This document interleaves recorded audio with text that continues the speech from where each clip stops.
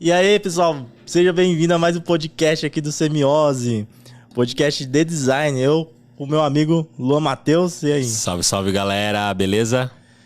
Tamo mais aqui num novo episódio, eu tava até rindo aqui, por isso que eu tô meio desconcertado, viu? Antes de começar o episódio, eu tava meio Os assim. bastidores, a gente tá falando de ASMR, né? É, Isso aí. mas enfim, você que tá escutando aí, independente se você gosta dessa coisa aí, não. Seja no Spotify, no Deezer, na Apple Podcast, segue a gente, favorita, faz o que dá pra fazer aí nessas plataformas, né? Que é importante pra gente continuar produzindo conteúdo. Siga a gente também lá no YouTube, então se inscreva no canal, curta o vídeo, tá? A gente publica o episódio inteiro lá, publica alguns cortes também, como publicamos cortes também no TikTok e no Instagram. No Instagram você vai conferir lá os stories, que até o Toss tá ajudando aqui. Nós estamos nos bastidores aí fazendo. É. E também outros cortes, né? Então segue a gente, porque é importante para que a gente consiga continuar nessa caminhada aqui do Semiose, né, Luan? É isso daí, quando você se inscrever aí no canal do YouTube, ative as notificações, porque aí o YouTube consegue, toda vez que tiver vídeo novo, te avisar que tem vídeo novo aí para você assistir aqui os nossos episódios. E quem que é a convidada de hoje, David? Hoje nós estamos com a Denise Tangerino.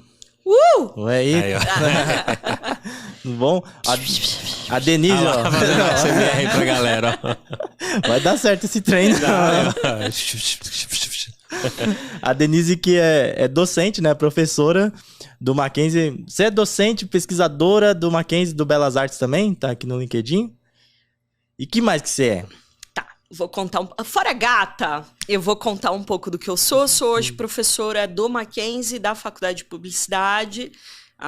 Eu pedi uma licença da Belas Artes, porque eu faço doutorado. Faço doutorado em administração, não é em criação, não é em design, nada disso. Apesar de ser designer, por uma coisa muito simples. Eu resolvi que eu queria mandar na porra toda.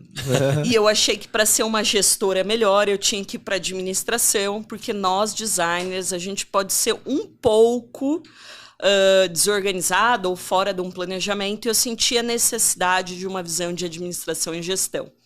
Então, eu tô lá na administração e eu tenho um podcast, então eu sei o rolê que vocês dão aí para sobreviver, montando tudo, fazendo tudo acontecer, que é o Pauta Criminal, que é um podcast de direito penal, só que é um direito penal que tem algumas edições mais sérias para alunos, mas de forma geral a gente discute o que é a pena para pessoas leigas. Então a gente já conversou sobre transgêneros e como são as pautas nessa área, a gente já conversou sobre psicanálise e direito penal. Então é bem interessante, mas quem é o entrevistador é meu irmão, Davi Tangerino, e eu faço toda a produção e toda a parte de mídias sociais. Eu sou o Toss de lá, sabe? Aquela pessoa que faz acontecer tudo, mas aparece pouco. Sim. Gente, ó, depois vocês sigam o Toss, que ele é gatinho, tirou uma foto hoje, Bárbara, sigam ele. Aí, ó. E como é que foi essa conexão, assim, que vocês estão fazendo com relação aí do direito, você como designer? Como que você enxerga isso, assim, de facilitar para as pessoas, né? Como que você faz essa conexão, assim? Tá. Uma das coisas que eu sempre percebi, algumas áreas como direito, administração, economia, são muito duras. Então, você vê um material gráfico, você fala, é template pronto. Gente, geralmente do Canva, sorry, eu sei que dói para alguns, mas é isso. E que a informação fica sempre com uma cara de difícil de ser digerida. E eu acho que o design vem para quebrar isso. Então, a minha proposta para as redes sociais deles é sempre trazer um quê de super atual, de uma linguagem. Eu uso muito um design mais clean, a informação mais rápida, que daí vem muito da minha... galera, da minha influência da leitura, da leiturabilidade, dessa coisa da tipografia que é fácil de ler, uma palavra que resume tudo. Então eu procuro sempre isso, a influência da leitura como principal elemento. Mas é super bacana, né? Porque você pega ali uma coisa super dura e eu desconcerto, eu ponho saturação lá em cima, eu tento fazer um design super atraente para um tema muito duro. É, porque quando fala em direito é muitas palavras difíceis de entender, né, cara? Tipo, e tem, parece que uma coisa, você tá nesse bolo agora da questão de direito aí, que nós, como cidadãos, somos obrigados a saber das leis. Não tem uma parada assim que a gente tem que saber, não assim, interpretar ela, mas saber das nossas obrigações como pessoas, sabe, de leis. Tem alguma parada que eu lembro que alguém me falou algo nesse sentido, assim. Na verdade, sim, eu acho que quanto mais a gente sabe os nossos direitos, os nossos deveres, mais a gente consegue cobrar dos governos em geral essas trocas, né? Então, por exemplo, acesso à escola é uma lei. E é uma lei que todos os nossos filhos têm que ter acesso à escola. E nem todo mundo tem, né? E nem todo mundo tem. Igual saúde. Então, assim, quanto mais a gente conhece, mais a gente consegue pressionar. Eu acho que até uma coisa para a gente pensar no design ativista, né? A gente colocar como ativismo entender quais são os nossos direitos nessa sociedade. Eu acho bem legal. Agora, sendo bem sincera, essa parte de produção de conteúdo pode ser um calo no dedão, né? Porque você tem que pensar em muita coisa o tempo inteiro. Então, quem trabalha com conteúdo, gente, a gente merece pelo menos um engradado de cerveja por semana. Tem que vir uns pasteizinhos, porque é cagar conteúdo, né? Não é uma coisa assim, produz um conteúdo por mês. Para você fazer as redes sociais continuarem bombando, 3 posts por semana, você vai ver 12 por mês, você começa a multiplicar isso, é tema pra caramba, né? A gente fica refém, né? Do engajamento. É complicadíssimo isso aí. Você que fala, né, Davi? Eu tento me libertar um pouco disso daí, sabe? Tipo, falar, eu quero publicar, vou publicar. Se eu não quiser, não publico. Mas ao mesmo tempo você fica nessa neura, tipo, vou perder engajamento. No YouTube é assim, por exemplo. Não vou publicar, vai perder, o AdSense vai cair. Que não sei o quê.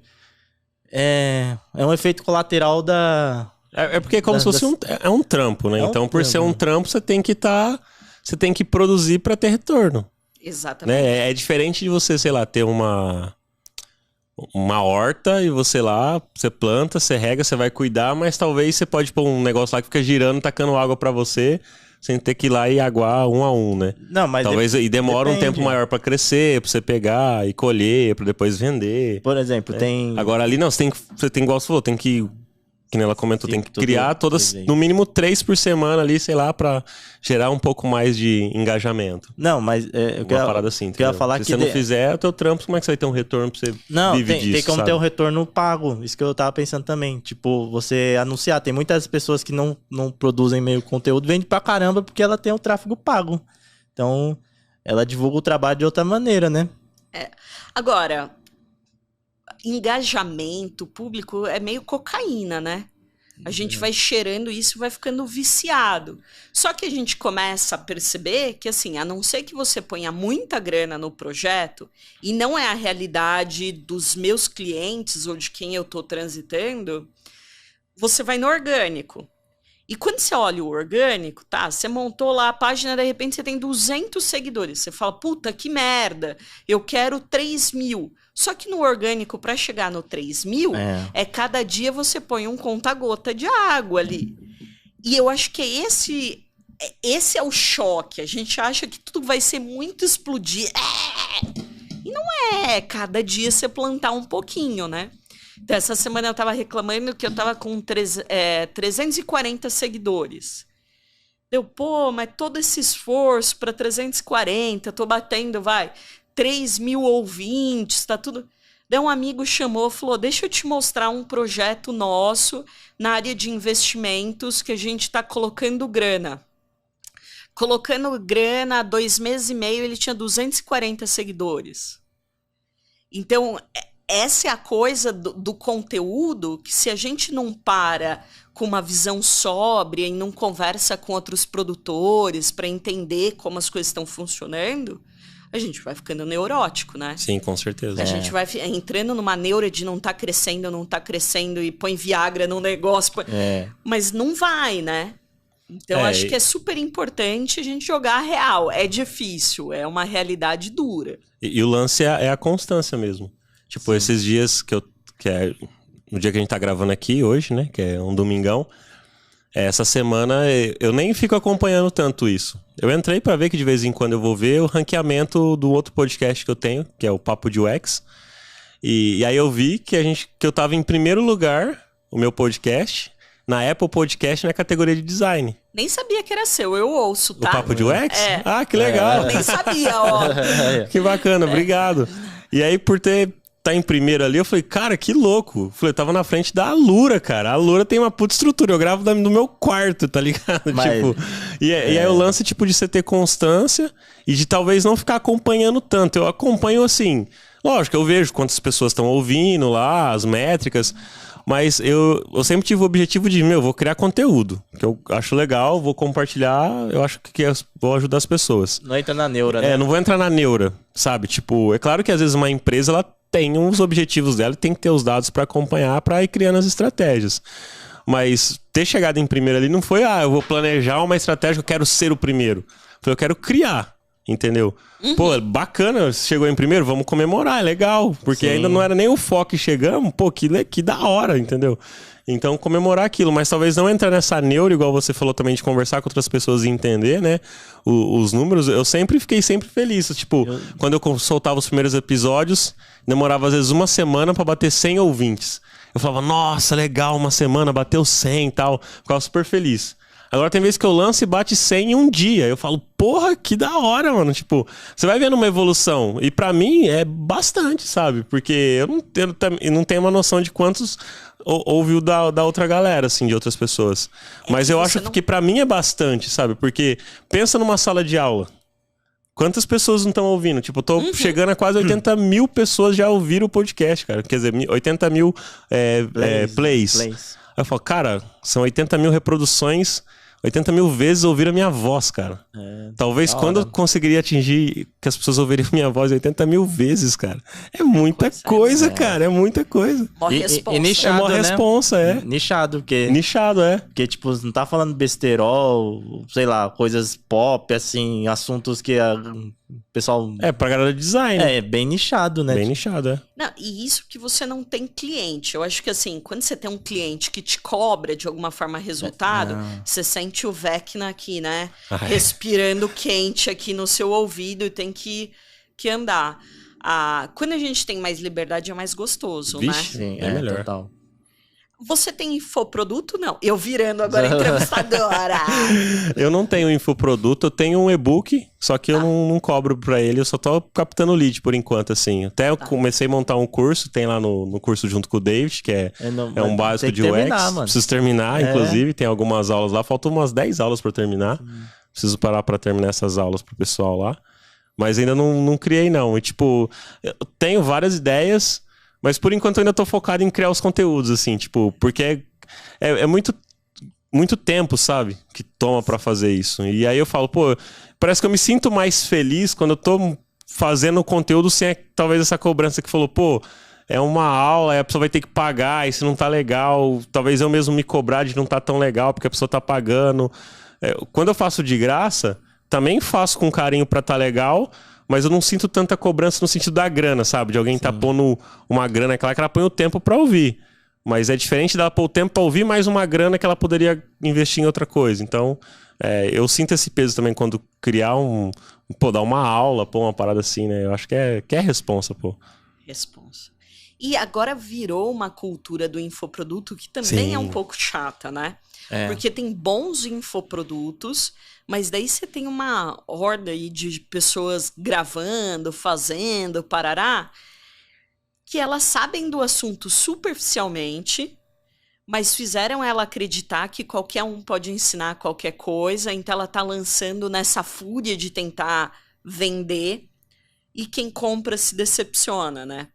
Então, eu acho que isso é legal. Você está construindo aí toda uma base de bom conteúdo. Você está pegando o que é falar para o próximo. Você começa a ver o que funciona, o que não funciona, para quando você montar seu curso, ele ter uma base, ele tá com muita estrutura, né?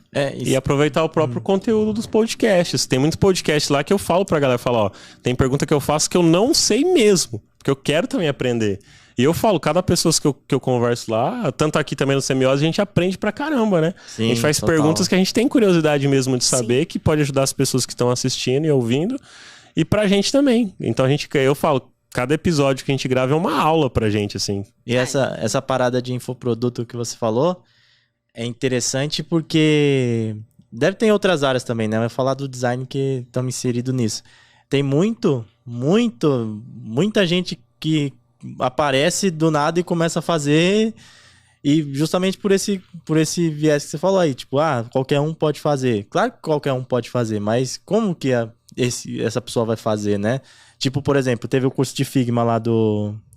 Qual que é o nome do menino? Do Felipe Santana? Felipe Santana. Ele vendeu bastante, né? Pelo que a gente imagina.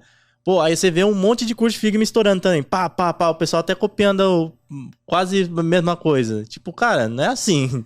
Ele seguiu o caminho dele... Ok. Mas porque ele também ficou Ele produz conteúdo antes dele começar no Instagram, ele fazia conteúdo pro YouTube. Então ele já tem meio que uma carreira como criador de conteúdo de anos. A gente conversou com o Edu também hoje, né? Que ele falou, o Edu tem uma história incrível. Eu lancei o curso, mas eu já fazia parte lá da comunidade do MX Master, que não sei o que, barará. A pessoa tem um lastro ali, né? Não sai...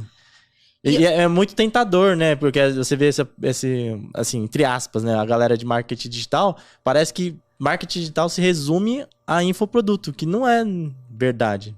Não. Mas, por exemplo, você pega um Sebastiani, que tá falando sobre construção de branding, de marca e tal, há pelo menos 10 anos, você vai ver até... todo o material do cara, o cara tá falando de marcas de sucesso, mas ele não tá falando sobre vamos criar a nova Apple, a nova IBM, a nova... E daí o que me irrita um pouco é assim, esses novos produtores, os caras não sabem nem criar boas marcas, mas os caras estão fazendo toda uma propaganda ali com como a Apple chegou lá. Galera, essa não é a realidade. A gente vai ter quantos unicórnios explodindo num país como o nosso? E a gente tá vendo os unicórnios capotando, né? Tem uns que estão perdendo as asas aí. Então isso que eu acho que é meio engana-trouxa, assim. Se o cara sabe criar uma Apple, ele vai e cria. Ele não vai ficar vendendo cursinho de criar Apple sem criar nada. É um pouco isso que me irrita. Como que a pessoa não cria nada e ela quer vender a possibilidade de criação? É o lance de você ir num dentista que tem os dentes podres, né? Exatamente. Como é que você vai confiar nesse dentista que vai tratar seus dentes se os dentes deles não são apresentáveis pra você? Mestre cervejeiro que não bebe. Você fala, não, mas peraí, como que o cara sabe o que paladar está bom, né? Então, mas o cara não pode ter a técnica, tipo, por exemplo, a dentista tem a técnica pra arrumar o dos outros, mas o dela ali, ela é desleixada. Não, tô fazendo advogado diabo aqui, só falando. Não, eu acho que assim, é que daí, eu vou até falar um pouco mal, não é mal, galera, mas questionar um pouco a minha área. Porque se você só tem técnica na faculdade, você não se torna nunca um cara criativo, né? Você não dá os piparotes da vida, que é o para crescer, para ampliar. Então, assim, técnica é importante? Sem dúvida. Ninguém constrói coisas sem técnica. A gente precisa de teoria junto, a gente precisa saber a técnica do Photoshop, das ferramentas, a gente precisa saber a teoria, mas tem um lado da criatividade que você não vende nem na sala de aula, nem num curso online. A sala de aula, porque a gente está muito próximo aos alunos, a gente consegue cutucar estimulando novas coisas. Mas você tem uma puta técnica. Se você não aplica, eu não sei se ela vale para alguma coisa. Eu sou um puta engenheiro, aprendi tudo nas apostilas, mas eu nunca construí nada. Sei lá, me dá uma agonia, assim. Sim. E eu falo muito isso para professor. Como que eu vim parar na área de produção de conteúdo? Eu olhava e falava, porra, eu tô ensinando para os meus alunos um monte de coisa que faz um pouco de tempo que eu não produzo. Mas nas faculdades tem muito disso. Tem. Tem muito. É que o professor, às vezes, acaba ficando muito pesquisador, ali muito inserido na academia e perde uma noção Exato. do mercado, né? Exatamente. Daí o que eu fiz? Falei, pô, então nem que eu pegue clientes de graça por algum tempo, mas eu tenho que produzir, eu tenho que entender o que é esse crescimento ou não, eu tenho que entender a imagem que dá certo ou não, para quando eu sentar com o aluno para discutir, falar, amigo, vem cá, olha a minha experiência, deixa eu abrir aqui uns insights que eu tive, olha meu crescimento, olha... Então, eu acho que é muito importante você ter técnica, mas você tem que saber a vida real, né? Sim. Você tem que saber dialogar sobre um monte de coisa. Pô, uma das maiores dificuldades é conversar com o cliente. Então, se você não tá nessa cultura, porque é uma cultura, né? Como depois você vai para a sala de aula ensinar? Então, eu tenho essa visão meiga. Mas tem... Isso que você tá falando bate naquele tema que vira e mexe vem à tona, que é o seguinte, que a academia não conversa com o mercado, que tá passando coisa ultrapassada e o mercado tá, sei lá, o mercado tá com velocidade de foguete e a academia às vezes tá na velocidade da charrete. É um pouco isso... Eu acho que é que assim, ó... Ou é exagero também? É que a gente está num momento onde a gente quer as coisas muito simplificadas e rápidas. Essa é a real. Eu acho que a academia, a essência dela é questionar. A essência dela é pensamento. A criação faz parte desse pensamento posterior. Mas, por exemplo, eu vou falar, tem uma disciplina que eu amo, que uma professora, minha amiga, dá. Outro dia não tinha aluno, eu fui lá, sentei no fundo da sala e assisti. Ela trabalha com antropologia. Mitz, se você assistir, tô falando da sua aula. A aula é incrível. E eu vi alguns alunos reclamando, mas eu tenho que parar para pensar sobre essas coisas, eu podia estar produzindo. Sobre o que ela estava falando? Ela estava falando sobre minorias, como construir comunicação para essas minorias. Ela estava falando sobre o que é preconceito racial. Daí eu fiquei pensando, porra, o cara que não quer parar para ouvir sobre essas coisas, na hora que dá um dia como hoje, que a parada LGBTQI, eu me perdi em todos mais 3 pontinhos, o cara ele vai botar a bandeirinha nos conteúdos dele sem pensar o que isso pode provocar do outro lado. Só vai fazer pelo hype, né? Pelo hype. Tem muito. Coloca lá e às vezes na empresa não tem nenhuma pessoa que se considera LGBT, né? Exatamente. Igual, hoje eu vim da minha casa aqui pensando, põe uma bandeirinha lá no podcast ou não? Mas a gente é engajado? Deixa eu ver todo mundo que eu entrevistei. Tem uma ou não tem? É o tipo do pensamento que ele se constrói dentro da academia. Agora, o mercado, ele é extremamente rápido sem pensar. Porque se pensasse muito, não faria um monte de besteira, né? Por isso que a gente vê o quanto de campanha que a gente vê de Black Money, Pink Money, que a galera se colocando como uma marca super inclusiva, e não é.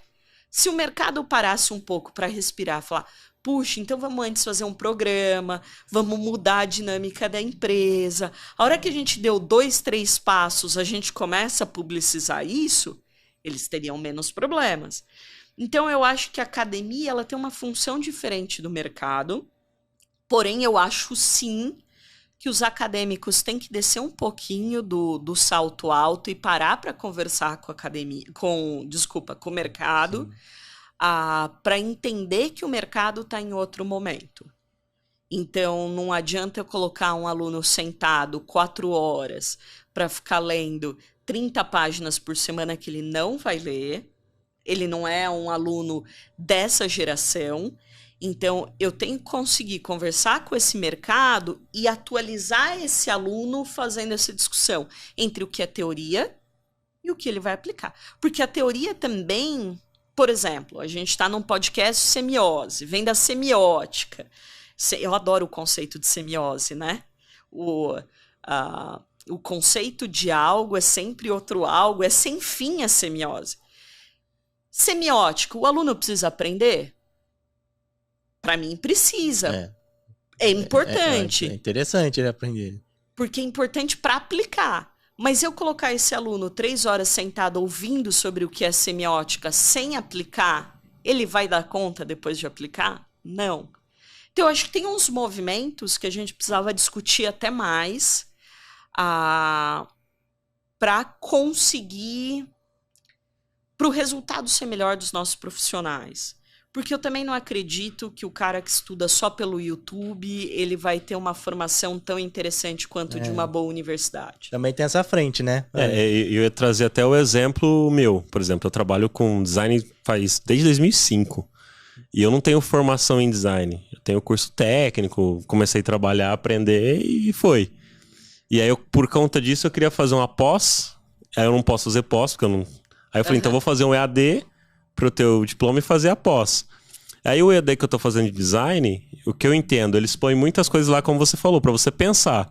Então as perguntas, tem pergunta muito sobre história da arte, filosofia. Uma das matérias que eu tava tendo agora nesse primeiro semestre de 2022 foi sobre processos fotográficos. Eu sei tirar foto, tenho máquina fotográfica, já fiz fotografia de casamento, tudo como profissional. Só que nas perguntas não eram perguntas sobre como tirar foto, coisas técnicas. Eram perguntas mais relacionadas da história da fotografia, algo mais nesse sentido. E aí, pelo menos o que eu tô entendendo, que já passou 2 semestres, é que é muita teoria. Pelo menos por EAD. E talvez, pra mim, eu não vou sentir tanta falta. Porque eu sei fazer. Mas pra galera que tá começando agora no mercado, talvez esse formato de EAD, se ela quiser a técnica, ela não vai conseguir muito. Porque eles dão um pouco de técnica, mas é muito teoria mesmo. Não faz a pessoa aplicar. Não tem ali a aplicação, né? Tipo, você tem que fazer isso aqui, subir esse material para ser aprovado. É muito só teoria. Você lê os e-books, aula ao vivo e responder pergunta. Lê e-book, aula ao vivo e responder pergunta. E aula gravada, né? Tem algumas ao vivo e tem algumas gravadas. E e-book. E-book lá e um monte de pergunta. E aí eu tô vendo que esse formato, pra mim é de boa, porque eu tô focado até no diploma pra eu poder fazer a pós. Tô focado na pós. É até legal porque tem algumas matérias lá de história da arte, algumas coisas que eu não sabia. É bem bacana. Só que para algumas pessoas que não estão, para quem, por exemplo, acaba o ensino médio e já vai fazer uma faculdade assim, eu acho que ela vai sofrer. Mas sabe, aí no mercado, e assim. o estágio? Não é o complemento disso? Pode ser, um bom ponto. É um bom ponto. Ó, a gente tá entrando num caminho bem espinhoso agora, tá? A gente quer polêmica. Então Cortes, render cortes. Agora eu vou perder um monte de oportunidades de emprego daqui pro futuro. Mãe, sorry, você vai ter que continuar me sustentando por um tempo. Senhora é o máximo. Mas vamos lá. Eu acho que também a gente tem que entender que a gente fala de um país de um tamanho continental. Existem EADs e EADs, existem faculdades e faculdades, tá? Então eu passei por várias, algumas muito massivas, assim, que preço lá embaixo, muita gente em sala de aula, até nos últimos anos de faculdades mais elitizadas. Eu posso falar para você que eu vi aulas, infelizmente, nas elitizadas, elas são melhores pensadas e construídas para gerar esse aluno para assumir depois cargos de gestores. Então, o cara vai ter ali várias disciplinas e várias possibilidades para ele entender que ele vai produzir, mas ele não quer ficar como produtor, ele quer subir. O que eu também vi, faculdades que eu chamo de caixa-prego, que é basicamente... Eles entram ali no Chief of Design, copiam quase todos os conteúdos em apostila. Vocês dão crédito pra mim, viu? Eu acho que eu concordo 100%. Muita picaretagem sem crédito. Mas não produz um material que, de fato, seja condizente com o mercado. O que eu acho no EAD, assim, as universidades encontraram no EAD uma salvação financeira para algumas faculdades. E daí eles pagam pouquíssimos para os professores que vão produzir. É vergonhoso o valor. É pouco mesmo. Eles não investem em criar um material. Desculpa, eu saí um pouco do microfone. Mas eles não investem em criar um material atualizado, porque o que a gente vê no Malura? Os caras têm vídeos constantemente atualizados. Na Hotmart, os bons canais. Eu tenho amigos que produzem para o Hotmart. O cara gravou a aula. teve muito retorno de dúvida, ele regrava na hora e põe de novo ali. As plataformas das EADs não são tão boas assim, Exatamente. né? Em grande parte. Daí você pega um vídeo gravado, fica 3 anos rodando aquele mesmo vídeo para a universidade. Porra, em 3 anos não mudou o exemplo? Ixi. Muito. É isso. E com o poder que a universidade tem de aquisitivo e possibilidade de atualizar, né? Exatamente. Então nós vamos ficar assim, uma publicidade. Nós vamos ficar vendo a campanha Meu Primeiro Sutiã até quando? Não é? Então nós vamos ficar vendo Parmalat, não se deite sem tom. Lembra dos meus mamíferos da Sim. Parmalat? Tem universidades que estão passando ainda esses exemplos. Eu acho que é isso, assim. É zoado, né? O EAD mas... precisa de atualização constante. Tem que ser um material que o cara tá entendendo ali sempre.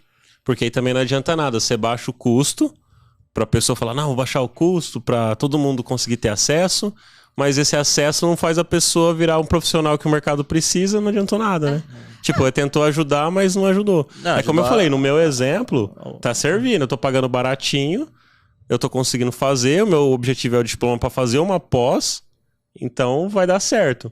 Só como eu falei, pra galera que tá iniciando, se ela não for trabalhar na área, essa faculdade talvez não vai dar muita coisa teórica. É bom, a teoria tem bastante coisa teórica legal, conteúdo sólido, mas a prática é zero de prática, assim, de ser... Porque até tinha, acho que o desenho de observação que tinha nesse semestre, te passa lá como você fazer, mas você não vai fazer em casa ali, tipo, entendeu? Não, sabe? Não é a mesma coisa de você estar numa sala de aula, fazendo, o professor vem na tua carteira, fala, não, esse traço assim, se você fizesse assado, sabe? Te dá uma instrução ali na hora, pega o lápis, desenha com você, sei lá.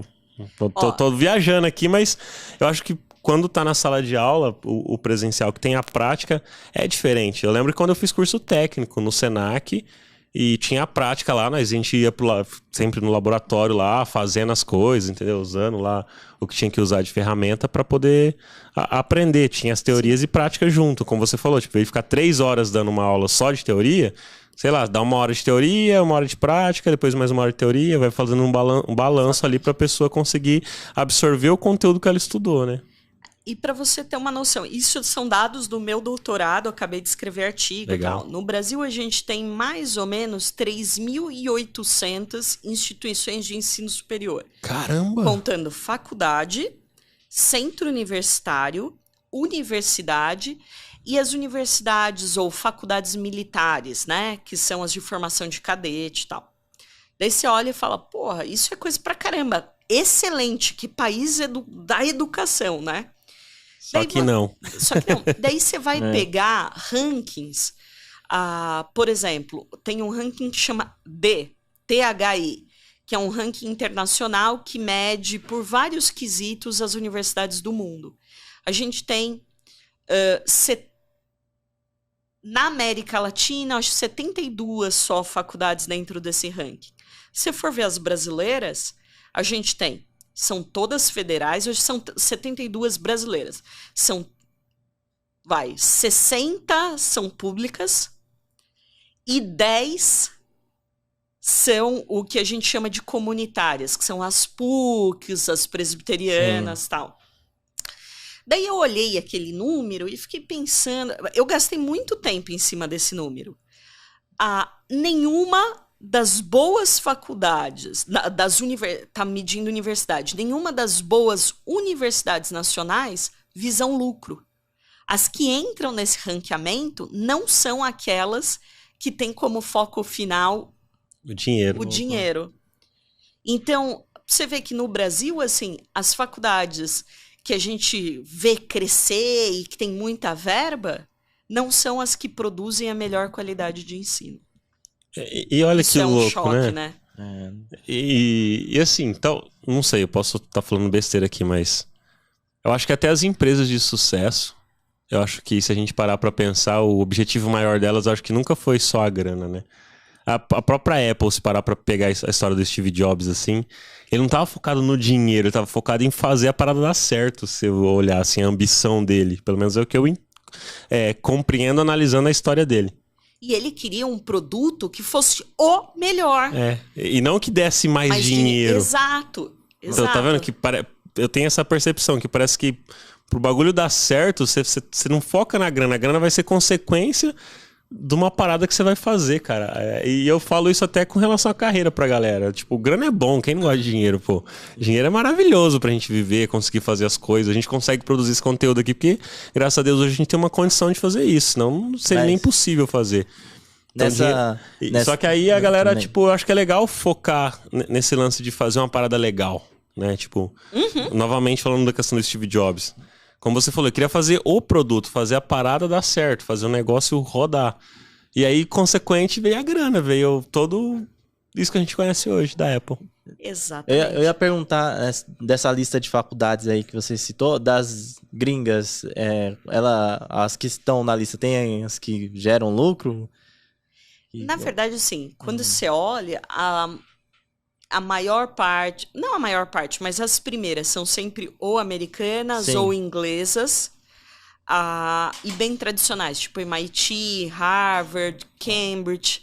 Mas como que funciona? Elas são voltadas para renda, elas querem ganhar grana, mas quando você tem um aluno que explode em Harvard, que ganha muita grana, ele dá um dinheiro para a fundação. Ele entende que a universidade é a motivação daquele país, né? No Brasil, não. O aluno mesmo da pública, ele pode ganhar muita grana, ele não devolve. Não é que devolve, ele não tem a visão de ajudar outros a crescerem como ele aproveitou, né? Dessa possibilidade. Daí a gente pode cair. Então a universidade pública deveria ser paga? Não. A universidade pública tem que ser como ela está. Mas a gente pode conscientizar ou fomentar novas formas de ajuda a alunos que não têm esse acesso, né? Sim. Então, o que eu estudo hoje é exatamente isso. O discurso das universidades e a realidade delas no mercado. Então, toda universidade que é 9, é 10, toda universidade está se vendendo com preço bem barato, ela sempre está falando, né? A melhor universidade do mercado, nota 5 no MEC. Mas, cara, como que você tem uma universidade que tem a melhor nota no MEC e ela não entra nem nos rankings da Folha de melhor universidade? Então, o discurso que ela faz é muito incoerente com o que ela entrega para o aluno. Então, nesse sentido. Agora, quando você fala... No fundo, você estava falando de propósito, né? Sim. Que as grandes marcas, elas têm propósito. Há 20 anos atrás... 20, a gente... Não vou me deixar tão velha, 18. Ui. A gente fazia parte de um grupo de jovens super idealistas, que eram os que montaram o N-Design, os coletivos de design ali da década de 2000. E tinha uma galera super jovem que era o coletivo design, que hoje tem a agência Monstra e tal. Eu sou muito fã deles, eu acho que eles nem sabem o quanto eu sou fã. Mas o que eu amava, primeiro encontro que eu fui com eles, eles falavam, não, a gente quer montar uma agência, a gente quer ser foda, parará, mas a gente quer mudar o mundo. A gente quer mudar o nosso redor, a gente quer mudar a maneira de produzir as coisas. E eles não tiveram só a agência, né? Eles tiveram vários projetos ao longo desses 20 anos que era uma visão de mercado, era uma visão de... A gente está entregando um propósito para a sociedade, que é um propósito de ser mais inclusivo, que é um propósito de trazer outras linguagens para o centro da discussão, que é um propósito de trazer as minorias para a discussão e elas se fortalecerem para encontrar os seus caminhos. Então, quando eu olho o resultado deles, e eu acho eles hoje uma das agências, uma das, sei lá, é que eles são tudo, né? Super wow, eles estão super bem sucedidos, produzindo coisas incríveis, tarará. Eu nunca vi eles pensando na grana como resultado, mas no propósito. E hoje, na minha opinião, eles deram um passo que eu acho incrível. Eles levaram a agência deles para o centro, para o prédio que está a Barca, que é uma balada e tal, num lugar que não é super seguro, é bem perigoso ali, mas é um centro velho que eles estão ajudando nessa reconstrução de um olhar para o centro. Então, Legal. é isso que eu olho e falo, isso é design. Tá? Para mim, design é isso. É um propósito. Porque senão, e daí eu não acho ruim que isso seja da publicidade, mas a publicidade, ela não é calcada num propósito maior, num propósito de linguagem, num propósito de conversar socialmente. Ela tem um foco ali, que ela gera conteúdo, com um foco financeiro. Isso é a publicidade. Ah, mas ela também trabalha com propósito. Tá, não como design. O design é outra coisa. Quando a gente pensa em UX, não é dinheiro. O dinheiro aumenta? Aumenta. Mas tem um propósito de leitura, tem um propósito de agilidade, tem um propósito de melhorar o produto para o consumidor. Tem mais coisa que não é só a grana. Então, eu acho que hoje as empresas que estão estourando são as empresas que olham e entendem qual é o seu propósito. Eu acho isso da hora, cara. Mas- eu também creio igual ela falou, assim. Até quando eu falo pra será? galera de carreira, a gente sempre Mas bate nessa tecla aí. Eu fico pensando se até que ponto É sustentável, você fala? é sustentável e verdadeiro também. Às vezes tem um propósito que ele tá lá porque ele dá dinheiro. Entendeu? Pode ser. E tudo bem. Eu acho que propósito Então- tem que virar dinheiro. Só que você não parte do princípio que o dinheiro é o principal. Você não se movimenta tá só pelo dinheiro, dinheiro. tipo, entendeu? Tipo assim, eu vou correr atrás disso só pela grana. Eu entendi isso, mas é que talvez eu tenha uma visão muito pessimista do mercado.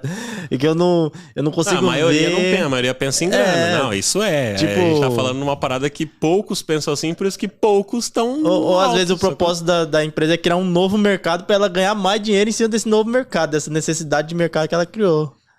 Não, eu concordo. Por exemplo, vou dar outro exemplo que eu gosto muito porque eu acompanhei. Agência de publicidade que eu sou mega fã, Mutato. Porque a Mutato entendeu que ela precisava ser mais inclusiva, que isso era uma dinâmica de mercado.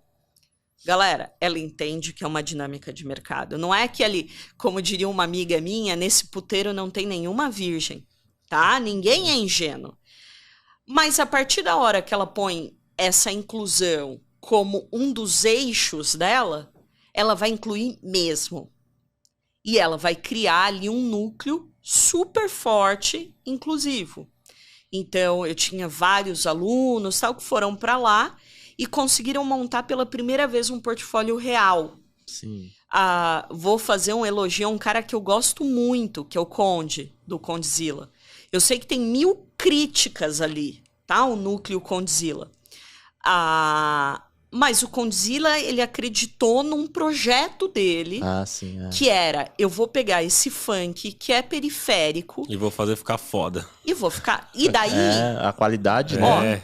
eu lembro que... E no começo, provavelmente, ele não ganhava nada, mano. Ele acreditou na parada. Eu lembro que uma das primeiras vezes que eu ouvi funk, fora o funk raiz, ali, Sandra de Sá, Tim Maia, parará, era um funk numa novela, eu nem sei de quem é esse funk, mas falava assim, é som de preto e favelado, mas quando toca, ninguém Eu tô ligado. fica parado. Eu não lembro o nome do cara, sei que Eu acho que é 2 pessoas. São 2 MCs, Mas você pensa, quando eu ouvi isso, eu falei, cara, tô ouvindo funk assim na Globo no horário nobre. Nós vamos ter uma mudança. Poucos meses depois, esse mesmo funk aqui na Vila Olímpia tocando na balada de boy. E é isso que o Conde entende. Ele pega uma Carol Conká e ele faz Carol Conká, até o Big Brother, bombar loucamente. E é isso, esse cara entendeu que há uma jogada de mercado e ele tem um propósito ali, que é trazer essa periferia para o jogo. Daí vamos pensar numa contraposição, e eu tô criticando uma das marcas que eu mais consumo, que é a Nike, tá? A Nike vai olhar o grafite e fala, puxa, eu posso cooptar essa linguagem do grafite e vender mais. A Nike estimulou algum mercado, trouxe coisa para o mercado, pegou nessas periferias e investiu. Não, ela só pegou a linguagem e fez o dela. Então, eu acho que, entende uma diferença nessa discussão? Uma marca que, assim, nem sou consumidora, mas acho que tem o seu valor, Red Bull. Red Bull você não vê fazendo campanha em TV quase e tal. Mas os caras estão montando pista de skate, os caras estão Os caras investem no esporte pra caramba. É isso, ele entendeu qual o propósito dele. E ele se construiu a partir daí. Agora, nós estamos falando de grandes marcas, né? Vamos pensar, lá em José Bonifácio, em Tupã, com empresinhas do tamanho de um ovo, como que a gente faz essa geração de propósito? Ah, mas dá. Dá, tem muita coisa pra melhorar na cidade, as comunidades locais que dá pra fazer, entendeu? Pega um bairro lá, sei lá, que a iluminação tá zoada, ou põe uma pista de skate, própria empresa, junta todas as empresas ali e tem como propósito melhorar a comunidade tal. Põe uma pista de skate, ou faz uma quadra de futebol... E sei traz lá, traz financiamento isso, investe nas pessoas, em garotos que estão jogando bola, em pessoas que estão jogando bola e quer crescer, sei lá, cara. Meu, dá pra pensar em 1001 coisa de melhoria, sabe? Sei lá, tem galera lá aqui de informática, dá pra montar, tipo, uma aula de informática pra pessoas carentes, entendeu? Eu cheguei uma época lá da aula de graça de informática pra criança do 4º, 5º ano pela escola da família. Através do pessoal do Rotary. Eu fiquei 1 ano dando aula pras criancinhas ali, sabe? Tipo, que eles iam na escola da família, aí eu ia lá e dava aula, e foi mó legal. E tipo assim, dá pra fazer, cara, tipo, entendeu? Mas eu acho que a maioria das empresas é que nem esse exemplo que você citou da Nike, se apropria... a maioria sim, mas dá, tipo, igual ela falou, tipo, cidade pequena, dá pra fazer muita coisa, cara, dá. Só que, tipo assim, energia, esforço seu, você tem que ir lá, eu tinha que acordar de sábado cedo, era 2 turmas, ficava de manhã inteira no meu sábado fazendo uma parada ali, então você tem uma energia pra fazer. As empresas também, energia, e aí se ela focar só no dinheiro... Não, mas você citou um exemplo aí que seria um pouco mais altruísta ali, de voltar pra comunidade, pro país... que a empresa está inserida. Mas isso dá um retorno. Não, ok, dá um retorno, não discordo. Só que, por exemplo, no caso da Red Bull, ela faz essas ações porque é tipo como se fosse o core da empresa. Ela fala que é de esporte radical. Então, ela tem que transpirar esporte radical. Então, ela faz um marketing ao mesmo tempo que ela está fazendo essas ações de esporte. Aí sim, por consequência, por exemplo... Tem um time lá de Bragantino, que a Red Bull tem aqui. Aí, por consequência, ela vai dar emprego pra galera de Bragantino, de Bragança Paulista, né? Mas tem o início ali, não foi essa questão, sabe? Foi a questão do marketing dela de ser de esporte radical ali, pra ela passar essa imagem. Sim. É muito louco, não sei se tô viajando aí nas ideias. Não, faz todo sentido, assim, o que hoje é uma coisa que eu discuto muito em terapia, né? Porque doida como eu sou, preciso de terapia, né? Eu até mando um beijo pra minha terapeuta. Depois você responde se trabalhou em agência, porque dizem que trabalhar em agência fica doido, né? Eu trabalhei em agência. Aí, ó. E foi a primeira vez que eu entendi o que era picaretagem no nosso ambiente. Eita. Então eu tô falando porque eu sei o que é picaretagem, tá? Até de coisas do tipo agência falindo e o cara pegando Mercedes emprestado de amigo pra ir pra reunião pra mostrar que a agência tá lá em cima. Ei. Eu já vi de tudo. Daí trabalhei muitos anos numa editora, que eu gosto muito, design editorial é show de bola. Daí eu fui pra academia e fui pra conteúdo. É uma coisa que eu sempre me questiono, assim, como designer, como professora, qual vai ser minha atuação pra ver a coisa mudando? Então, você pode perguntar hoje para qualquer aluno meu. Eu sou a história de cada um. Eu sento com eles, eu converso. Tem dias que eu não tô afim, gente. Mas chamo para jantar junto, parará. Porque, para mim, se eu conseguir que um aluno que fosse desistir de terminar a faculdade, ter um emprego por uma depressão, por um problema familiar, se ele terminar, cara, eu já valei aquele semestre, aquilo. O meu propósito é ajudar essa galera a continuar. E eu acho que é isso, a gente tem que entender qual que é o nosso propósito. Então, o meu propósito enquanto Denise Tangerino, pessoa física, qual que é o meu propósito enquanto Denise Tangerino, CNPJ, qual que é o propósito, né? E eu assumi isso nos últimos tempos muito forte, assim. Meu propósito é não deixar os meus alunos desistirem da faculdade. Então, eu fui morar mais perto do Mackenzie. trago eles para jantar em casa para terminar TCC, abro porta, porque eles precisam desse estímulo, principalmente no momento onde está tudo muito vago, né? E as marcas têm que se perguntar qual é o meu propósito. E você, como professora aí de faculdade, você já dá aula há quantos anos? Eu dou aula há 12 anos. E como é que foi o lance da pandemia? Como é que você lidou com isso, assim, tipo... Era ali, todo mundo junto, numa sala de aula, de repente agora é tudo fazer aula ao vivo, tipo... E agora tá voltando, não tá voltando? Como é que foi essa loucura pra você? Híbrido, né? Pra mim foi muito engraçado, porque eu saí avisaram no Mackenzie, era uma sexta-feira, acho que 13 de março, a gente estava em sala de aula, 3 horas da tarde, mandaram um e-mail urgente, o coordenador subindo, todo mundo vai embora. Do nada, sim, com os alunos em aula ali, vaza todo mundo. Nossa! Que loucura, velho. Daí saí do prédio, tem uma padaria ótima na esquina, e eu, cabeça de gorda, não tem como. Eu fiz bariátrica e continuo gorda, mas vamos lá. O que eu pensei? Falei, vou parar lá na padaria, comprar mortadela, guaraná, um potão de sorvete. Vou ficar uma semana em casa. Nós vamos ficar no máximo 15 dias. Março, abril. Meio de abril estamos de volta. Todo mundo pensou isso aí. Então eu fui de boa. Eu lembro, assim, chegando em casa, coloquei 3 cobertores, botei Netflix na maior alegria da vida. Então, aquela primeira semana, nem se questionou muito sobre isso, né? Segunda semana, gente, e aí? Como que nós vamos dar aula? Então, vamos botar material teórico. Nada. Quarta semana, gente, agora a gente precisa começar a pensar em como vai ser. Eu tenho uma sorte muito grande que eu adoro uma câmera. Eu adoro aparecer. Quando eu era menor, eu queria ser uma mistura, assim, da El Que Maravilha com Chacrinha. Sempre pensei em fazer programa de auditório. Era meu sonho. Gente, se alguém comprou as perucas da El que quiser me emprestar, meu sonho é usar uma peruca da El. Então, eu não senti a dificuldade do equipamento, mas a dificuldade era saber se quem estava do outro lado estava te assistindo.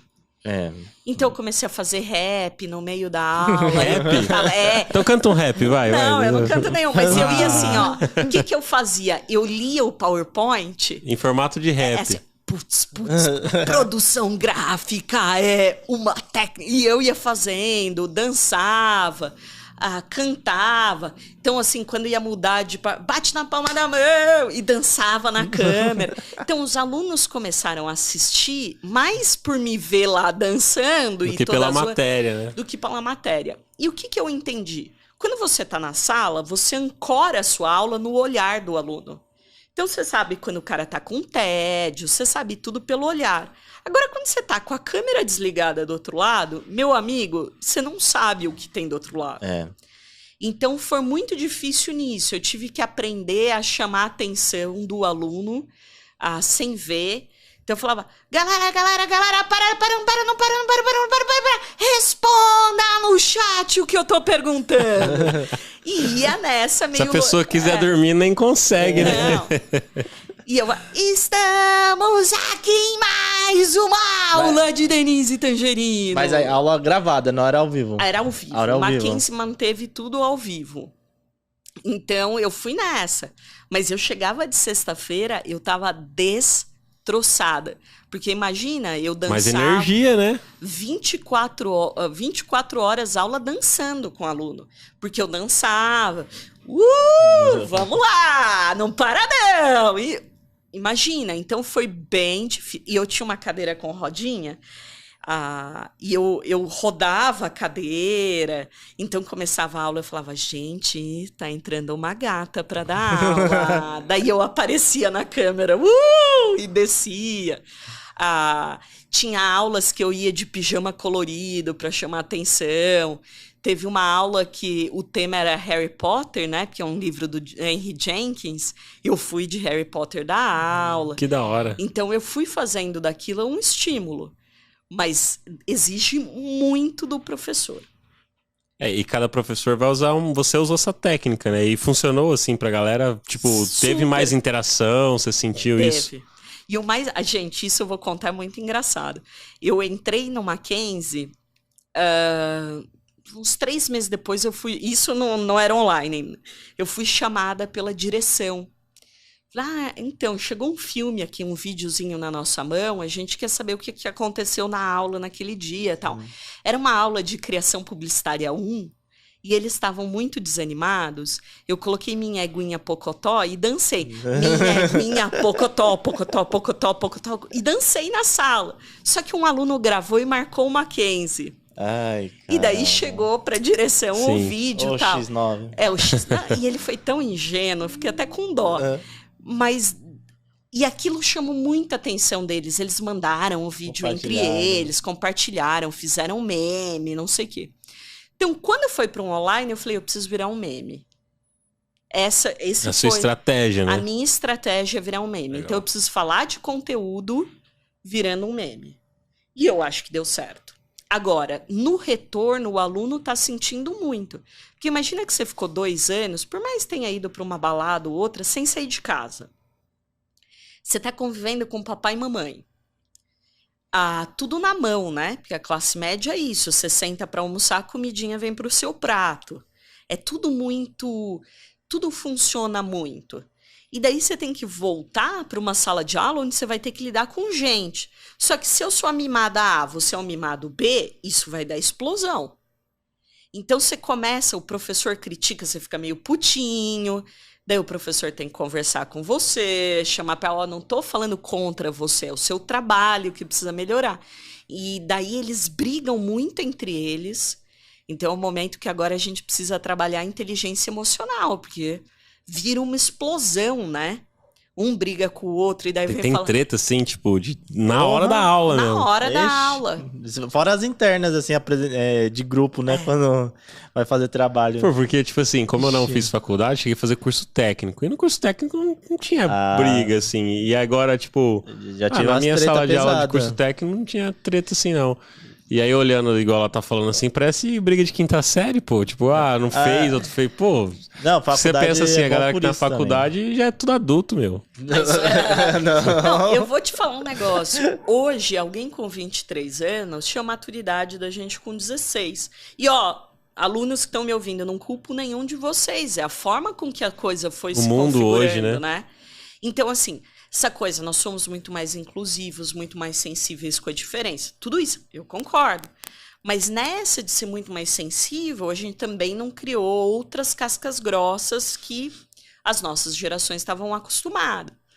Então, é muito interessante. Se você me perguntar hoje, o aluno tem problemas técnicos? Poucos. Problemas teóricos? Poucos. Problemas emocionais? Diversos. É o que eu falei com relação à questão da liderança, o mesmo esquema. A maioria dos problemas da empresa ali com relação a... que eu sou coordenador onde eu trabalho, é emocional. É tipo, sei lá, vou chutar um número aqui, 80% é problema emocional. Problema de comportamento. E 20% é não sei fazer tal coisa. O resto é tudo... Igual, e a mesma coisa acontece na sala de aula. Que louco. É um reflexo, né? O reflexo do que da sociedade como um todo, né? Eu tive uma aula na pós, porque antes do doutorado eu resolvi fazer uma pós, eu não fiquei até o final, fiz só um semestre. Com uma professora que chama Solange Maza. Até tenho incentivado que ela tenha o podcast dela, porque ela fala sobre liderança e teamworking. Porque você tem que ter liderança e saber trabalhar em grupo. E encontrar esse lugar onde não é só, eu sei, eu grito e todo mundo vem atrás, mas é saber estimular pessoas diferentes, com realidades diferentes, com estímulos diferentes a vir junto, né? Sim. Porque também o que tem de líder descontrolado, hein, meu amigo?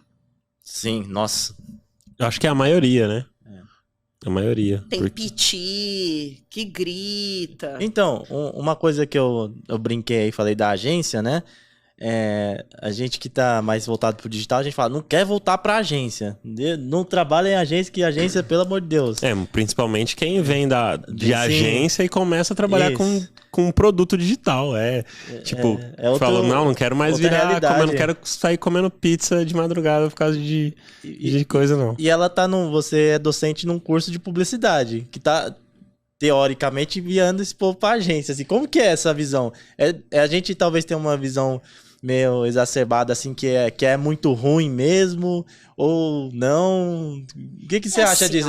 É tipo um meme, né? Vai trabalhar em agência? Não, sai daí.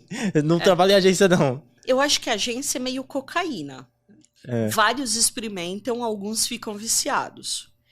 A agência é pesado, te puxa, você trabalha sem horário, parará, mas é uma coisa criativa sem fim, né? O que é muito legal esse ambiente de criação. Agora, o que eu mais tenho visto é alunos que vão para agência, com o tempo eles atendem clientes e os clientes puxam eles para as empresas. E daí os alunos gostam mais de estar dentro da criação de uma empresa. Agências internas, né? Porque é muita correria. Normalmente a agência é muito louco. O salário... eu não posso afirmar com certeza, né? Que faz um tempo que eu não vejo sobre. Mas quando eu tava mais ativo assim nessa época, épocas passadas, era um salário não tão legal assim. Sei lá, era muita coisa pra ontem, era desaforo de líderes descontrolados. A gente tem um pouco dessa visão, assim. E eu não sei se mudou ou se melhorou. Eu acho que tem duas coisas aí, assim. Eu acho que, como hoje se paga mal no mercado, ou o mercado tá difícil, não acho que é só por maldade, um pouco de maldade também. Alguém ganha muito para outros ganharem pouco. O que eles fazem? Eles pegam uma galera muito jovem, com 22 anos, e coloca como sênior, como coordenador. E é óbvio que com 22 anos, você não foi construindo a sua maturidade para estar naquele cargo. Então, assim, você entrou como estagiário com, sei lá, 20, 21 já é pleno, 21,5 sênior e já vira coordenador ganhando 2.400 e é isso. E daí é óbvio que você vai ter vários problemas de relacionamento, porque você não dá suporte para esse cara, você não ensina esse cara a ser líder, você paga mal, mas você cobra como se ele fosse o líder da parada. A segunda coisa que eu acho que, assim, quando você pega Mad Men, ou você pega os discursos do Washington Oliveto, do Nizam Guanais, parará, os caras tinham uma produção para ganhar Cannes. Sim. Era uma publicidade de um glamour sem fim, né? Era de um glamour, assim, champanhe. Hoje em dia, a publicidade não tá mais nessa parada. E hoje em dia, você ter um Leão de Cannes é incrível? Mas não é o que foi há um tempo atrás, né? E eu acho que ainda tem muita gente que entra na agência com esse sonho de ser o super premiado, de ter uma campanha que vai ser conhecida mundialmente. Mas, galera, hoje em dia, o cara que é premiado hoje, amanhã ninguém lembra mais. E vai. Não é? Sim. Quem é da nossa geração, a gente fala, nossa, tá permanecendo como o top. É muito vago hoje em dia. Hoje não tem mais um que super aparece, tem uma galera que vem junto. Então, eu acho que a agência ainda está se encontrando. Mas tem gente que é viciado em agência, tá? Você conhece pessoas que curtem, assim, a agência? Eu conheço gente que saiu agora, com 58 anos, porque era viciado e não conseguia sair. Que doido, né? É gosto pra tudo, cara. E eles têm essa coisa, que também o mercado sabe, né? Isso um pouco do que eu estudo no doutorado. Então, o cara manda sexta-feira à noite a geladeira cheia de cerveja pro pessoal da criação. Eles não estão mandando porque eles são legais. Porque vai ter um monte de alteração e você precisa estar lá tomando uma brejinha. Então, um aluno me contando, professor, eu trabalho num pool de criação para o pessoal de investimentos. Legal. Ai, professor, é o máximo. Eles mandaram uma geladeira de Red Bull. Agora a gente pode tomar o tempo inteiro. Eu olhei pro menino e falei, gente, como você é tonto. E daí eu falei pra ele, mas você sabe, né, que não existe almoço grátis, né? Estão te mandando com algum objetivo. Não, professor, eu concordo, porque a gente acaba varando muitas noites, o Red Bull ajuda. Então é isso, assim, vai iludindo com coisa pouca. É igual falar assim, mas o Google agora não precisa mais de formação, né? É outra coisa que Você vai procurar lá no site, tudo tá te pedindo com formação, mas ok. Ah, mas ele... Fala que não precisa, mas na hora que você vai mandar pra ser contratado, pede. Então eu precisa, quero saber. pô. Não, complementa aí que depois eu quero saber dessa questão aí. Se a gente fala muito, né? Ah, talvez não precise de faculdade. Aí outras pessoas falam, não, tem que ter faculdade. Ó, eu te falo um negócio, tá? Eu parto do seguinte princípio. Todo mundo que eu vejo falando contra a educação nunca deixou de colocar o filho na escola. Então tem um movimento aí falando, não é tão importante a formação, o que é mais importante a prática. Mas os 4 filhos desse cidadão, os 4 estão em universidade, ou fizeram universidade. Então, peraí, não é bom para quem? Não é bom para os pobres? Tá? Eu sempre penso disso. Agora, não é bom, não é o melhor, uma formação de 4 anos, a gente pode rever modelos? Eu até concordo. Mas falar que educação é ruim de alguma maneira... outra coisa, assim, me deu até uma indignação aqui dentro, me deu eu fui no campus. Mas rola muito é que a gente tava conversando lá, né? Tipo, Sim. Não compre casa. A pessoa, você vai ver quem é que tá falando que não compra casa, a pessoa já é milionária, tem 2 imóveis. Saiu esses tempos, né? Tipo, a pessoa falava assim... o pessoal sabe que é a Curi lá do Me Poupe, né? Eu não cheguei a ver os vídeos dela sobre isso, mas a galera printou, até nem sei o teor do conteúdo pra julgar sobre isso, mas a galera tava zoando sobre isso, que tem um vídeo dela que tá assim, não invista em imóveis, sei lá, um vídeo de 2 anos, 3 anos atrás. Aí, recentemente, ela soltou um vídeo. Comprei minha casa própria e vou reformar com os dividendos. Tipo, uma parada assim, fala, pô, ela falou que não era pra ter casa própria e ela tem casa própria? Não, como assim? Até então ela pode ter mudado de pensamento. Pode também, mas... Por isso que eu falei, eu não sei o teor da parada pra julgar sobre isso. Mas a galera fez memes e mas a galera tá certa mesmo. Então, eu acho que eu acho que isso é uma boa coisa, assim, que eu aprendi na universidade. Sempre perguntar por que a pessoa tá falando sobre isso, tá? É igual, PJ é melhor. Bacana, mas quem tá falando que PJ é melhor? Geralmente é quem não tá a fim de pagar a CLT completa. Então, eu acho que tem assim, e é melhor ou pior? Depende, eu conheço vários amigos que são PJs e amo. Talvez vocês sejam e amam. Eu me dou super bem sendo CLT dentro de uma faculdade, ganhando talvez menos do que eu ganharia no mercado. Eu acho que a gente tem que conseguir fazer essas análises, né? Eu fui no campus do Facebook lá nos Estados Unidos. Legal. Porque meu irmão trabalha para eles na área jurídica, a gente estava de férias, acabei indo lá com ele. O lugar é incrível, tá?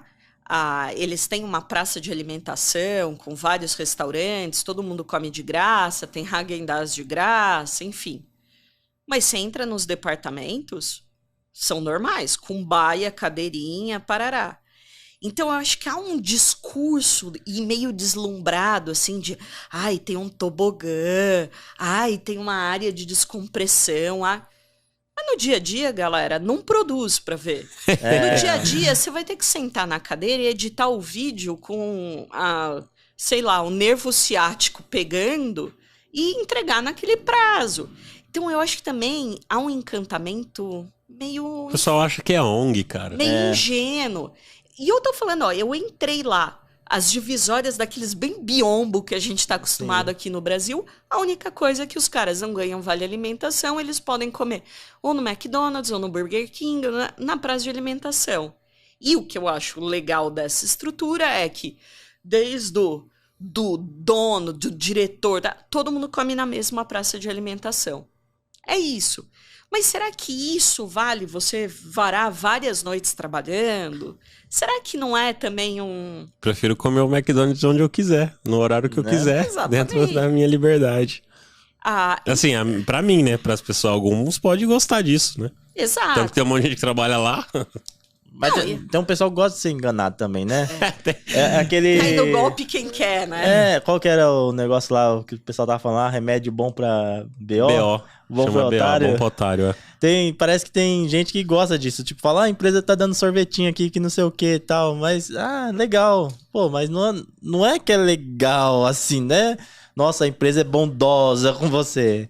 Ela tá tentando, às vezes, utilizar de artifício pra te segurar ali, mas e aí, o seu salário? E as condições de trabalho? Vamos ver se tudo, inclusive isso, é legal. Isso, um contexto, né? É. Você vê o que... Sabe uma coisa que me mata, mais do que essas coisas? É assim, eu tô levando o meu computador para trabalhar na agência porque o meu é mais rápido. Eu fico pensando, ô seu otário, você tá levando o seu e você tá segurando a bronca da agência e ela tem que comprar um computador que funcione para você trabalhar.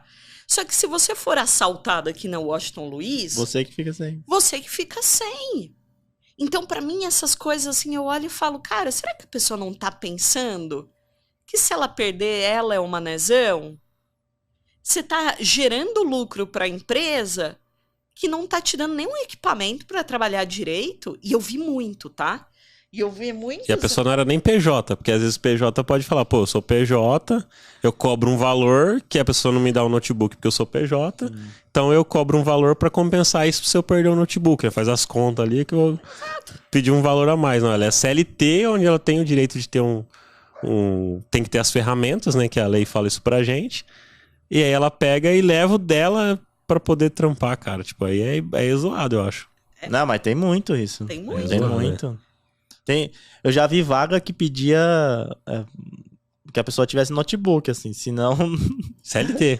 Não, eu já não sei, não lembro se era CLT, mas eu lembro que pedia, ó, você tem que ter notebook. Mas mesmo que seja PJ, você tem que avaliar bem ali, se for PJ, cara. você ganha um salário legal? Não, porque eu trabalhei como PJ, Sim. ganhava um salário legal, então eu prefiro... A empresa até tinha lá, mas eu falava, cara...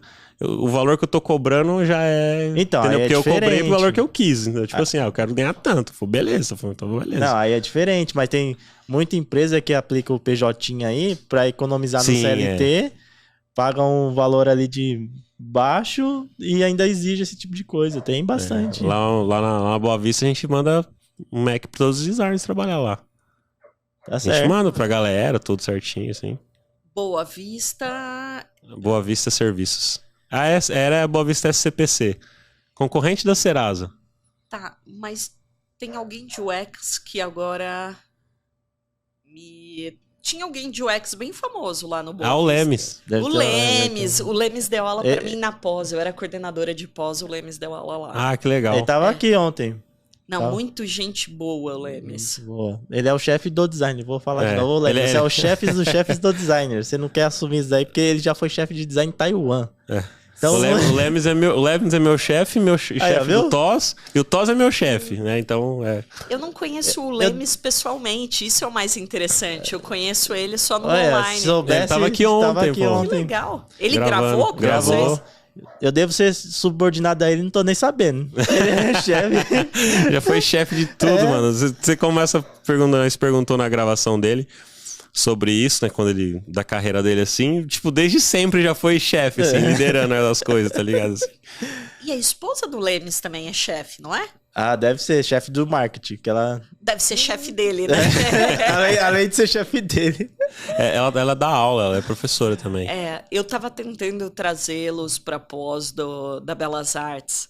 E o Lemes entrou algumas vezes. Depois eu saí da Belas Artes, não sei como tá lá. Aí, viu? A gente já tava fazendo as conexões aqui, dando dinheiro pra rapaziada aí, ó. Vai fazer pós, não sei o quê, vai ter que liberar um patrocínio pra gente. Aqui tá vários merchans, né? Então, essas faculdades aí, ó. Tá ligado? Mas as faculdades, elas não têm muita essa questão assim, né, de se envolver em projeto assim, tipo em questão de direcionamento de marca, né? Não vejo tanto assim envolvida assim, tipo, às vezes é uma campus party da vida. Ah, não.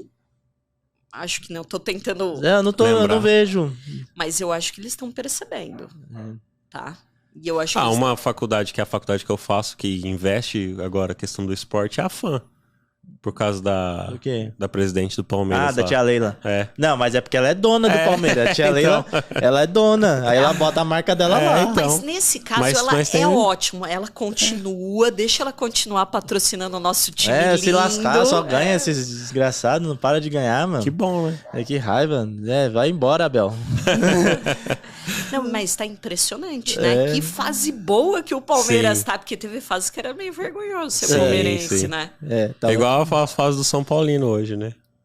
Coitado. Mas eu acho que o do São Paulo tá pior, hein? Tá pior. Do Palmeiras ainda era meio assim capenga, mas não tão zoado igual o do São Paulo, cara. O do São Paulo tá triste, né? Ainda bem que eu não nasci com esse azar de ser São Paulino. Mas eu acho que, assim, a fã, ela tem uma característica muito única, né? Porque ela tem a Crefisa, né? Sim. Então, eles estão ali numa holding que tem um financiamento maior.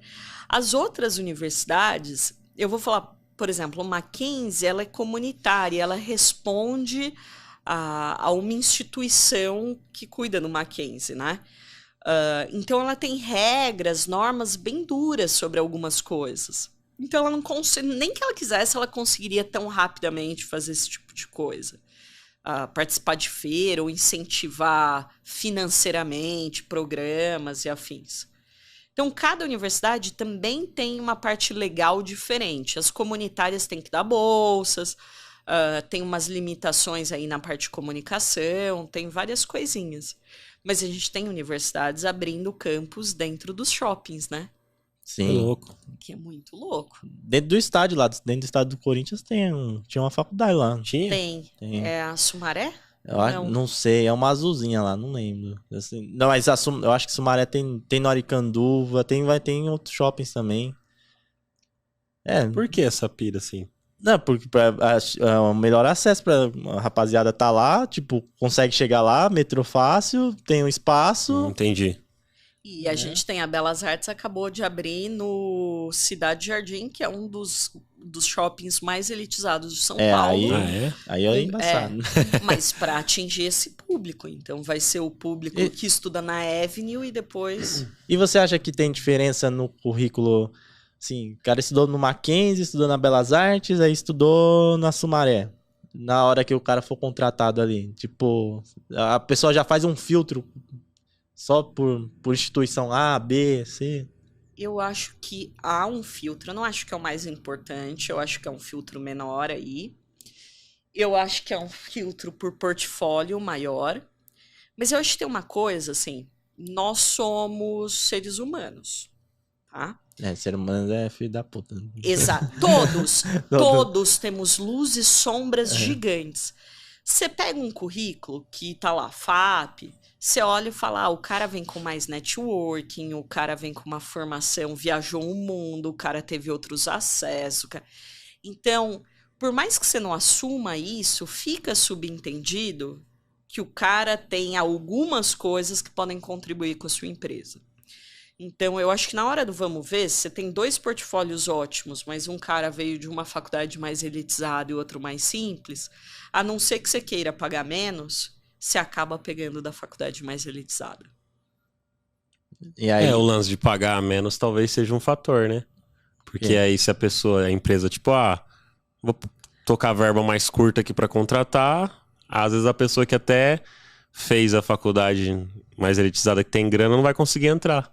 Então também pode ser ruim, né? Tipo, nesse ponto. Porque talvez a pessoa quer uma oportunidade para trabalhar e ela aceitaria ganhar menos, mas nem é chamada porque a pessoa não se sente nem confortável em oferecer menos para aquela pessoa.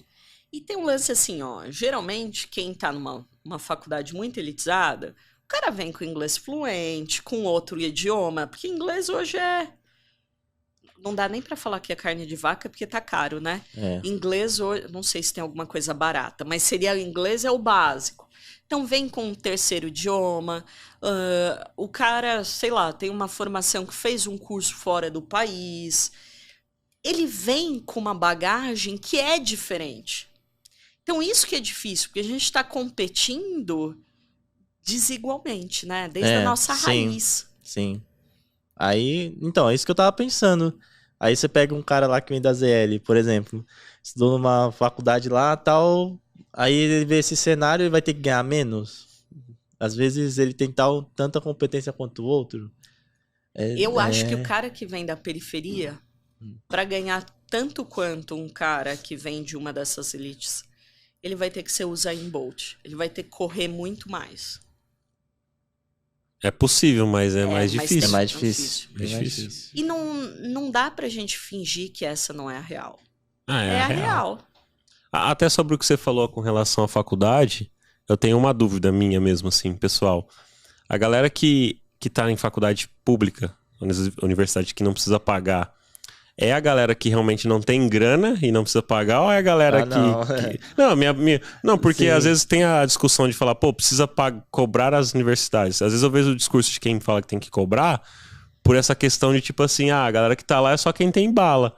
Porque foi que fez cursinho, tudo, e conseguiu passar, sendo que eu acredito que o propósito inicial de ter universidades públicas era pra galera que não tem grana entrar. E acaba entrando só quem tem grana. E aí quem não tem grana tem que financiar, fazer outros rolês pra pagar e não consegue entrar numa faculdade pública. Então essa é a minha dúvida. Tem mesmo, a maioria que tá em universidade que não paga é quem poderia pagar. Então, vamos... Assim, é isso que eu queria entender, sabe? Porque eu sou como leigo mesmo pra fazer essa reflexão, sabe? Essa é uma discussão que eu amo, tá? Pra você entender, quando as universidades públicas... E daí eu tô pensando assim, cursos de comunicação, que medicina, engenharia, tal... quando foi fundado os primeiros cursos no país? Em 1808, 1830. Então, os tradicionais, a gente nem discute. Ele foi criado, elitizado, para formar funcionários para a coroa. Tá? Então, medicina, direito, depois as engenharias, era para isso. O cara ia se formar para trabalhar para o Estado. Até o título doutor deve vir daí, né? Com certeza. Os nossos cursos de comunicação, ele vem em 60... O de design da UERJ, que é o mais conhecido, 68. Não, desculpa, é que a gente falou sobre isso, eu tava tentando lembrar a data, a gente falou hoje sobre isso. Qual que é a grande coisa? Ele é criado no momento onde a gente tem quase 60% da população brasileira sem terminar o ensino médio, tá? Mas esse ensino médio era de alta qualidade para todo mundo. Os nossos pais não estudaram escola particular. Pelo menos os meus, não. A maioria estudou escola pública, tanto que a gente ouve, na minha época... E a gente tinha ali todo mundo competindo de igual para igual nas vagas das universidades públicas. Até porque a gente quase não tinha as particulares, tá? A gente vai ter algumas particulares como Mackenzie, porque o Mackenzie tem 150 anos. Que louco. Mas o Mackenzie é a faculdade mais da bolsa no país.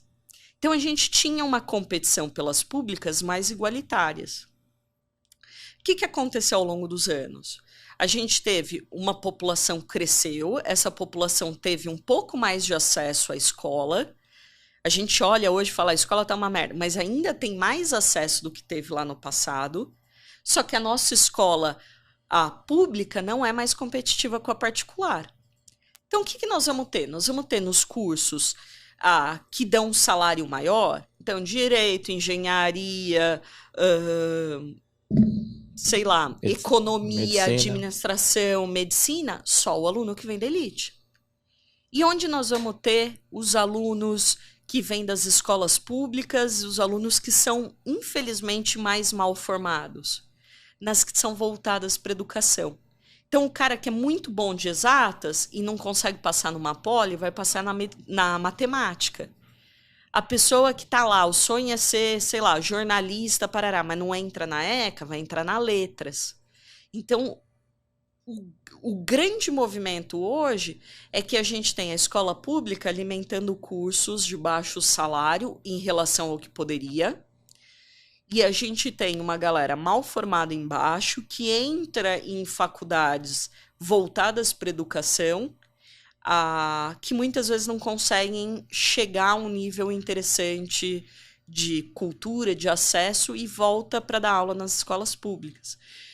Ainda que nas federais, a gente está falando a gente está pegando o melhor nível possível para entrar lá.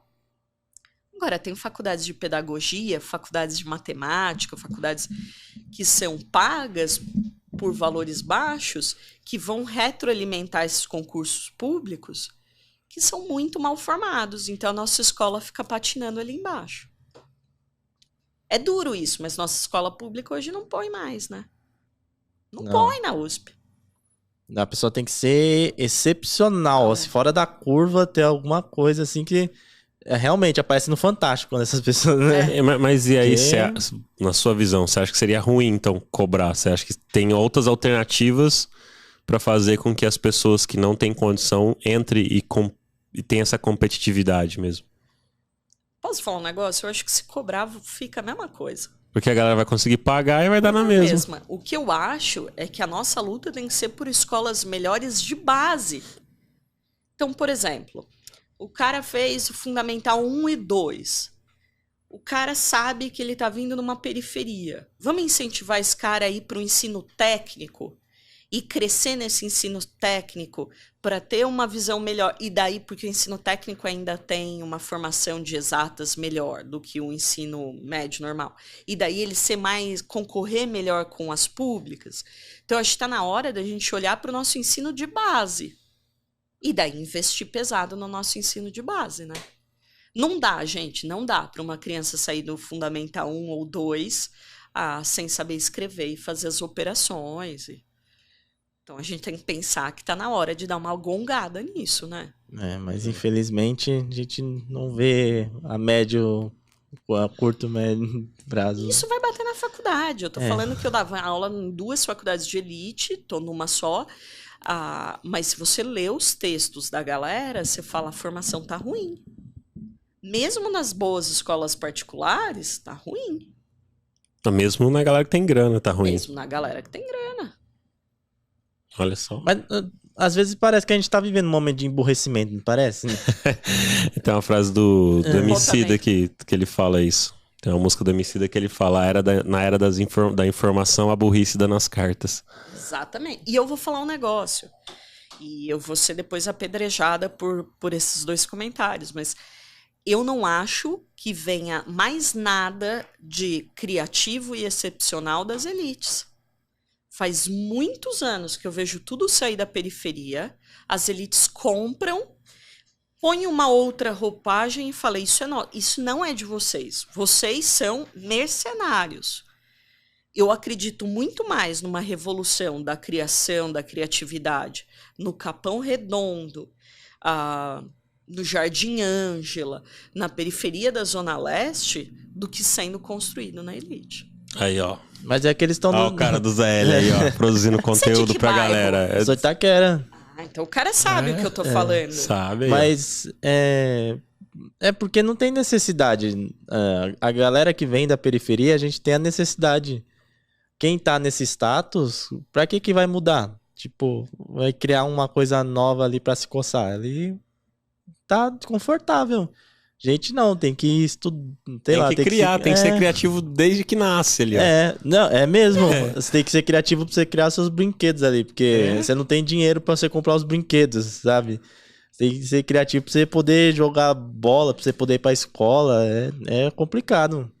Você pintar as coisas, porque você só tem 12 e o seu amigo lá vai ter de 48, sei lá, tipo, eu lembro quando eu era criança, eu sonhava em ter a caixinha de cor de 48 ali e tal, era sempre a de 12, e não era nem Faber-Castell, eu queria Faber-Castell, mas dava da outra marca lá da caixinha amarela lá, você sabe que eu quebrava fácil. Quebrava na fácil. Amazon lá, eu fui lá e comprei da Faber-Castell, eu de grande lá, eu tenho da Faber-Castell, porque quando eu era criança eu não tinha. Que é da hora, né, cara? Igual a minha sina por tênis, eu cresci nos anos 80, que a gente tinha os times da NBA bombando, né?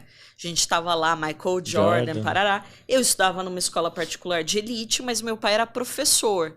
Então era estranho, porque eu não tinha o dinheiro deles, mas eu tive acesso à educação que eles tiveram. Primeiro salário, fui direto comprar um Jordan. Eu mereço. E eu acho que é isso. A gente vai introjetando esses sonhos e quando a gente tem acesso, a gente chega lá. Mas me fala, na música, quem você fala que não veio da periferia? Você falou do Emicida, Djonga. Quem tá fazendo a diferença é quem tá nas margens. Eu fui no show eu até comentei lá do Murilo Couto, né? De stand-up. Eu já fui em outros shows assim na periferia. Esse daí foi em São Mateus. Até fui meio assim, né? Porque você tá ligado que São Mateus lá, quebrada é doida, né? Ainda bem que o meu seguro do carro tava em Mas dia. você também é da quebrada, pô. Não, mas os caras não rouba confundem. quebrada, Que né? não rouba o quê, rapaz? Eu Mas vou ele é da confiar. quebrada, mas loirinho, tem isso aí. olhos claros. Os malucos olham pra mim e falam, eu falei, o quê, É irmão? boy. E ainda se Boy. veste assim, vai com um carro que é, como que é? Tem teto solar, Nem- todo boy. Ó. Ele é boy na ZL lá. Nem imagina os corre. Parece que o pessoal é mais alegre, o público assim é mais pujante, sabe? Tipo, eu fui no Frei Caneca, assisti, acho que foi no Frei Caneca, o mesmo artista. Tipo, você sente o pessoal mais assim, aí lá o povo... E talvez seja essa energia que impulsiona esse tipo de coisa. Com certeza. E se vê, gente, pra mim assim, não é um som que eu ouço no dia, eu não ouço muito som, pra ser sincera, no dia a dia. Mas quando eu pego um Djonga falando, esse cara é um gênio. Esse cara, ele sabe jogar com os dois lados. O cara, ele sei lá, ele é pra mim, eu falo, esse cara devia estar liderando uma grande, porque ele sabe jogar com os dois lados. Vê o show do cara. As pessoas entendem. As pessoas estão lá vibrando. Você não encontra isso quando você vem aqui. Me fala, até música eletrônica, eu vejo que as periferias estão produzindo coisas mais interessantes. É porque a gente que já nasce sem boas condições financeiras, é como eu falei, a gente tem que ser criativo desde sempre. E aí a gente consegue se comunicar com tudo, né? De certa forma. Porque a gente tem que aprender a se comunicar com a gente ali, que a gente já nasce ali. E pra gente ir pro mercado tem que saber se conectar e conversar com pessoas da elite. Então, para criar as coisas pro público, a gente consegue se comunicar. A galera que tá lá não precisa conversar com a gente que tá aqui. Eles só se conversam entre eles. Aí, a hora que você vê essa diferença do John, igual você tá colocando no exemplo, porque ele tem que conversar com todo mundo. Exato. Então, ele teve que conversar no contexto dele e pra ele crescer com o outro contexto. O outro não... eu vou conversar com a galera que não é daqui. Eu não preciso, Pra que eu vou conversar, então... E mesmo assim, ó, moda, eu tenho visto coisa muito legal na galera da periferia. Agora eu moro no centro, eu moro muito perto da Praça Roosevelt, né? Sim. Os skatistas Os lá. skatistas, eles lançam muita moda. Não, ficou olhando aqui. Eu olhei e tá. falei, será que... Não, tá tudo certo aqui. Tá. Quando eu vejo ali, eu adoro, eu tenho uma coisa meio doida, assim, eu adoro sentar e conversar com pessoas de diferentes realidades. Então, muitas vezes eu vou sozinha pro boteco, sento na mesa, peço uma cerveja e fico puxando o assunto. O que você vê de coisa interessante na história de vida das pessoas que estão fazendo elas impulsionarem para outras coisas? Mesmo no mundo político, assim, eu tenho conversado com alguns jovens, eu falo, cara, como que o jovem pensou nisso? Eu jamais tinha pensado. Então, eu acho que falta até essa troca maior, né? Da gente dar mais abertura para referências diferentes. Bom. É isso aí. Obrigado, Denise, pelo papo. Eu espero que tenha sido dentro do... Não. Aqui vai no fluxo mesmo. Aqui a gente não cria pauta, não. Sempre cai dentro do design.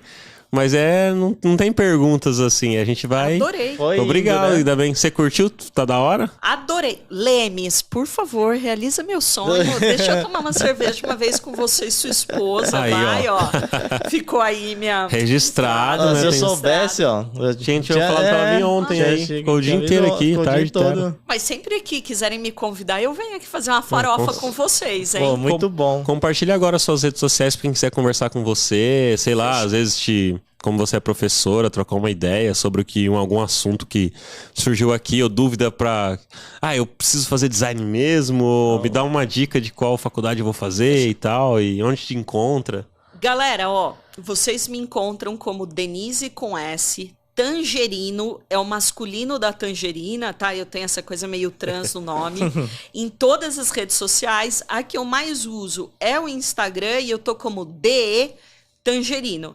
Se vocês querem dar uma olhada um pouco aí no que eu tenho feito pro podcast, o podcast chama Pauta Criminal. É isso, galera. Obrigado, valeu mesmo pela presença. Esperamos que outras vezes você colhe aqui e aí a gente vai com cerveja, vai com tudo aí. Fechadíssimo. Eu venho nem que não seja pra eu participar, pra ficar tomando cerveja e vendo vocês passarem vergonha. Boa. E é isso aí, galera, ó. Dá o like, compartilha o link com 2 pessoas e pede pra essas 2 compartilhar com mais 2, que aí a gente consegue atingir 1 milhão aí que a gente quer, né? Show.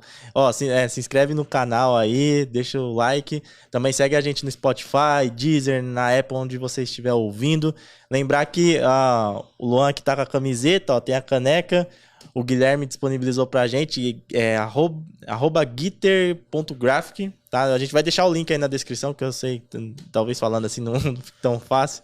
Mas você pode acessar lá no YouTube, clicar no link pra conferir a lojinha aí do Guilherme. Valeu, obrigado. E a gente também tá fazendo um podcast aqui no Tchê Café, o podcast no bar. Basta você digitar aí pra você conhecer e fazer também o seu podcast. É um podcastnobar.com.br aqui do pessoal do Voz e Conteúdo. Obrigado, valeu. Isso aí, valeu e até o próximo. Valeu.